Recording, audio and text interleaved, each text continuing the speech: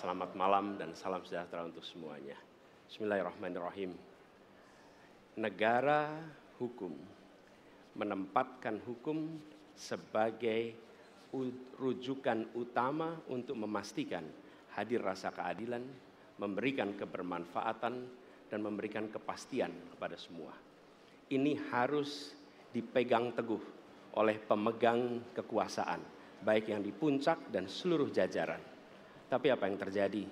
Banyak aturan ditekuk sesuai dengan kepentingan yang sedang memegang kekuasaan. Apakah ini akan diteruskan? Tidak. Ini harus diubah. Ini harus dikembalikan. Kemudian kita menyaksikan betapa pada hari-hari ini tatanan ketika kita menyelenggarakan pemerintahan sering tidak sesuai dengan prinsip-prinsip hukum yang kita pegang. Karena itulah kami melihat perubahan ini harus kita kembalikan. Negara ini adalah negara hukum, bukan negara kekuasaan. Dalam negara hukum, kekuasaan diatur oleh hukum.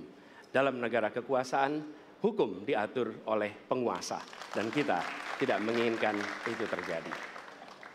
Pada saat ini, kalau kita lihat hukum itu harusnya tegak begini. Inilah hukum.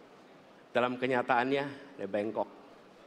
Dia tajam ke bawah, dia tumpul ke atas. Dan kondisi ini tidak boleh didiamkan, tidak boleh dibiarkan, dan harus berubah. Karena itu kita mendorong perubahan. Mengembalikan hukum menjadi tegak kepada semuanya. Dan bila kita saksikan hari ini, ada satu orang milenial bisa menjadi calon wakil presiden. Tetapi ada ribuan milenial, generasi Z, yang peduli pada anak-anak bangsa, yang peduli pada mereka yang termarginalkan. Ketika mereka mengungkapkan pendapat, ketika mereka mengkritik pemerintah, justru mereka sering dihadapi dengan kekerasan, dihadapi dengan benturan, dan bahkan gas air mata. Apakah kondisi ini akan dibiarkan? Tidak, kita harus lakukan perubahan. Oleh karena itu, kami memperhatikan ini sebagai hal-hal yang mendasar. Yang tak kalah penting, ini kedua nih, yang tak kalah penting. Kita menyaksikan pada saat ini, ada peristiwa seperti peristiwa Ibu Mega.